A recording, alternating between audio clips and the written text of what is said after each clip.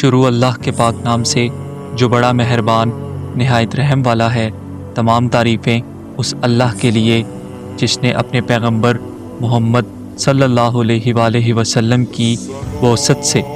ہم پر وہ احسان فرمایا جو پچھلی امتوں پر نہ کیا، اپنی قدرت کی کار فرمائی سے جو کسی شے سے عاجز اور درماندہ نہیں ہوتی، اگرچہ وہ کتنی ہی بڑی ہو، اور کوئی چیز اس کے قبضہ سے نکلنے نہیں پاتی، اگرچہ وہ کتنی ہی لطیف و نازک ہو۔ اس نے اپنے مخلوقات میں ہمیں آخری امت قرار دیا اور انکار کرنے والوں پر گواہ بنایا، اور اپنے لطف و کرم سے کم تعداد والوں کے مقابلے میں ہمیں کثرت دی۔ اے اللہ، تو رحمت نازل فرما محمد صلی اللہ علیہ وآلہ وسلم اور ان کی پاک آل پر جو تیری وحی کے امانت دار، تمام مخلوقات میں تیرے برگزیدہ، تیرے بندوں میں پسندیدہ، رحمت کے پیشوا، خیر و سعادت کے پیشتر و برکت کا سرچشمہ تھے۔ جس طرح انہوں نے تیری شریعت کی خاطر اپنے آپ کو مضبوطی سے جمایا اور تیری راہ میں اپنے جسم کو ہر طرح کے آزار کا نشانہ بنایا، اور تیری طرف دعوت دینے کے سلسلہ میں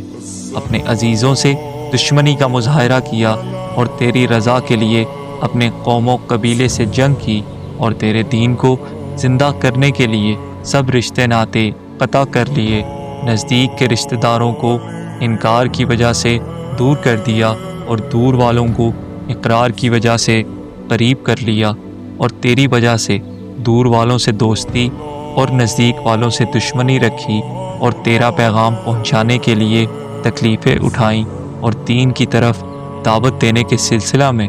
زحمتیں برداشت کیں، اور اپنے نفس کو ان لوگوں کو نصیحت کرنے میں مصروف رکھا جنہوں نے تیری دعوت قبول کی، اور اپنے مقام و رہائش اور جائے ولادت و وطن سے پردیس کی سرزمین اور دور دراز مقام کی طرف محض اس مقصد سے ہجرت کی کہ تیرے دین کو مضبوط کریں اور تجھ سے کفر اختیار کرنے والوں پر غلبہ پائیں، یہاں تک کہ تیرے دشمنوں کے بارے میں جو انہوں نے چاہا تھا وہ مکمل ہو گیا، اور تیرے دوستوں کو جنگ و جہاد پر آمادہ کرنے کی تدبیریں کامل ہو گئیں،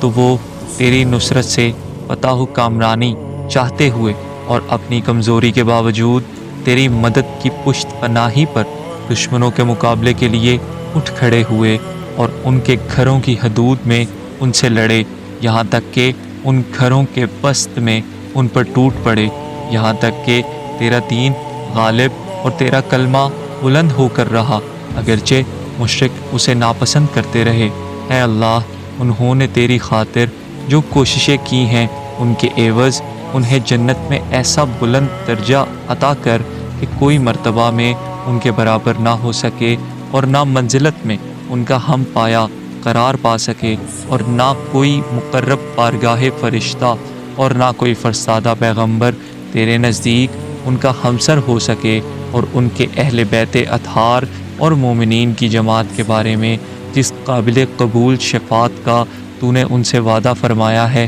اس وعدے سے بڑھ کر انہیں عطا فرما۔ اے وعدے کے نافذ کرنے والے، قول کے پورا کرنے والے، اور برائیوں کو کئی گنا زائد اچھائیوں سے بدل دینے والے، بے شک تو فضل عظیم کا مالک ہے۔